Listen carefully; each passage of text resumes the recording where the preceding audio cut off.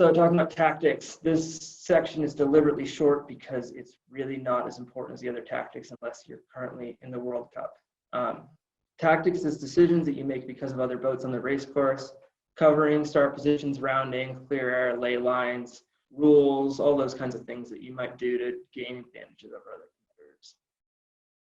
competitors. So learning the rules is really useful. If we could get the club to finally penalize rule breakers, that would help a lot towards kind of standardizing things and maybe taking away some of the disadvantages of being a rule follower at the club.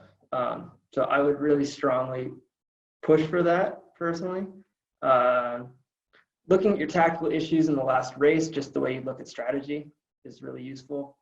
And it will help you to avoid those situations and figure out what to do. Maybe to turn a disadvantage into an advantage.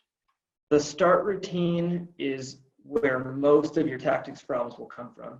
By the time that you're at the top mark, and especially by the bottom mark, boats are so spread out that there really aren't a lot of tactical issues you need to deal with, but the start line is always the shit show.